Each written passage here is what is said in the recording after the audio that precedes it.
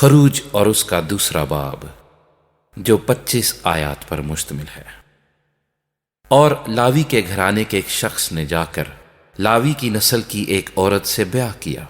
وہ عورت حاملہ ہوئی اور اس کے بیٹا ہوا، اور اس نے یہ دیکھ کر کہ بچہ خوبصورت ہے 3 مہینے تک اسے چھپا کر رکھا، اور جب اسے اور زیادہ چھپا نہ سکی تو اس نے سرکنڈوں کا ایک ٹوکرا لیا اور اس پر چکنی مٹی اور رال لگا کر لڑکے کو اس میں رکھا، اور اسے دریا کے کنارے جھاؤ میں چھوڑ آئی، اور اس کی بہن دور کھڑی رہی تاکہ دیکھے کہ اس کے ساتھ کیا ہوتا ہے۔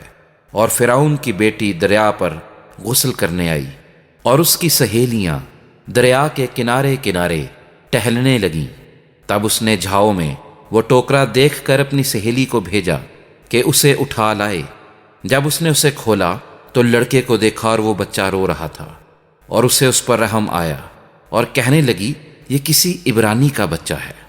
تب اس کی بہن نے فرعون کی بیٹی سے کہا، کیا میں جا کر عبرانی عورتوں میں سے ایک دائی تیرے پاس بلا لاؤں جو تیرے لیے اس بچے کو دودھ پلایا کرے؟ فرعون کی بیٹی نے اسے کہا، جا۔ وہ لڑکی جا کر اس بچے کی ماں کو بلا لائی۔ فرعون کی بیٹی نے اسے کہا، تو اس بچے کو لے جا کر میرے لیے دودھ پلا، میں تجھے تیری اجرت دیا کروں گی۔ وہ عورت اس بچے کو لے جا کر دودھ پلانے لگی۔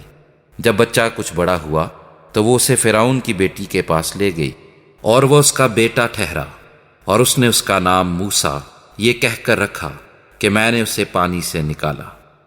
اتنے میں جب موسیٰ بڑا ہوا تو باہر اپنے بھائیوں کے پاس گیا، اور ان کی مشقتوں پر اس کی نظر پڑی، اور اس نے دیکھا کہ ایک مصری اس کے ایک عبرانی بھائی کو مار رہا ہے۔ پھر اس نے ادھر ادھر نگاہ کی، اور جب دیکھا کہ وہاں کوئی دوسرا آدمی نہیں ہے تو اس مصری کو جان سے مار کر اسے ریت میں چھپا دیا۔ پھر دوسرے دن وہ باہر گیا اور دیکھا کہ 2 عبرانی آپس میں مار پیٹ کر رہے ہیں۔ تب اس نے اسے جس کا قصور تھا کہا کہ تو اپنے ساتھی کو کیوں مارتا ہے؟ اس نے کہا، تجھے کس نے ہم پر حاکم یا منصف مقرر کیا؟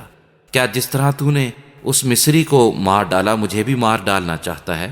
تب موسیٰ یہ سوچ کر ڈرا کہ بلا شک یہ بھید فاش ہو گیا۔ جب فرعون نے یہ سنا تو چاہا کہ موسیٰ کو قتل کرے، پر موسیٰ فرعون کے حضور سے بھاگ کر ملک مدیان میں جا بسا۔ وہاں وہ ایک کنویں کے نزدیک بیٹھا تھا، اور مدیان کے کاہن کی 7 بیٹیاں تھیں۔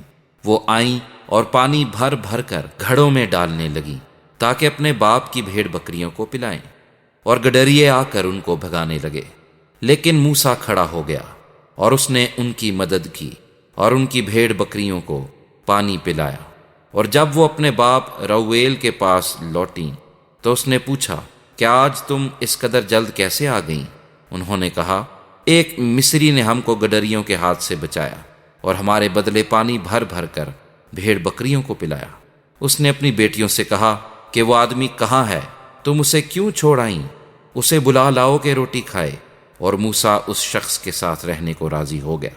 تب اس نے اپنی بیٹی صفورہ موسیٰ کو بیاہ دی، اور اس کے ایک بیٹا ہوا، اور موسیٰ نے اس کا نام جیرسوم یہ کہہ کر رکھا کہ میں اجنبی ملک میں مسافر ہوں۔